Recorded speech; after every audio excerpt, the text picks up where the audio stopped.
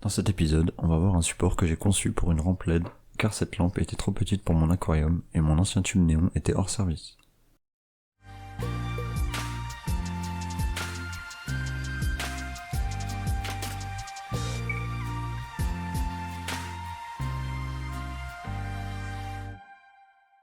Salut à tous et bienvenue sur 3DK Maker. On se retrouve cette fois devant l'un de mes aquariums. J'avais déjà remplacé l'ancien néon à 2 reprises et cette fois j'avais une petite ramplette que j'avais en roue de secours.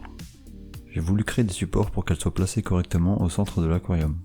La puissance de la rampe est suffisante pour ce volume et cela m'évitera d'avoir à en racheter une nouvelle de la bonne taille. Pour la modéliser, j'ai utilisé SketchUp 2017. Je débute dans la modélisation et je trouve ce logiciel assez simple pour un débutant. C'était mon premier modèle, et après l'avoir imprimé, je me suis rendu compte que je m'étais trompé dans la prise des mesures. J'ai donc enregistré uniquement les moments où je modifie tout ça pour corriger le problème. Je commence par écarter un peu ces faces qui viennent se caler à la vitre, car avec le poids de l'eau, les vitres se déforment légèrement.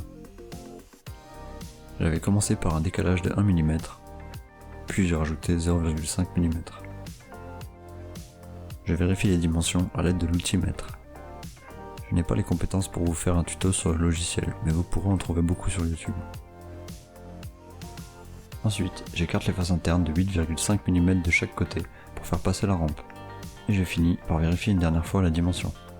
Il faut encore exporter le modèle en STL pour l'ouvrir sur Cura, j'ai oublié d'enregistrer cette étape. On se retrouve sur le logiciel Cura, et je commence par diminuer la hauteur du modèle de 5 cm à 3 cm en décochant l'échelle uniforme.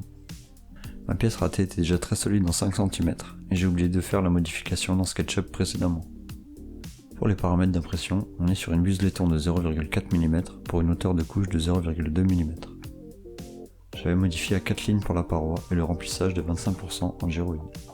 La pièce est imprimée avec le PLA blanc de Wanao à 195 degrés et 65 degrés pour le plateau. La vitesse d'impression est de 80 mm par seconde et j'ai rajouté une bordure de 6 mm. On peut voir le motif de remplissage gyroïde qui rend la pièce très solide en 25%. Je l'ai imprimé 2 fois pour soutenir la rampe.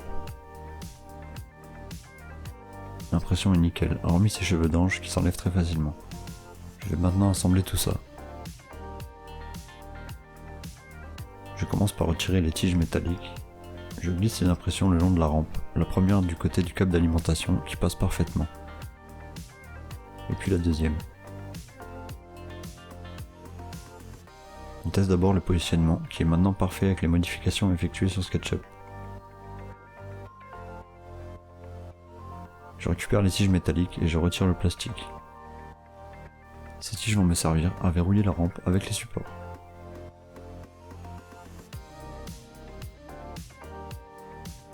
Et voilà le travail, la rampe est parfaitement bien positionnée pour cet aquarium. Dans le prochain épisode, on va à nouveau faire quelques améliorations sur la Sidewinder X2 par rapport au dérouleur de bobine et à la stabilité du plateau. Si la vidéo vous a plu, n'hésitez pas à laisser un pouce en l'air et à vous abonner pour ne pas louper la suite. A bientôt sur 3DK Maker.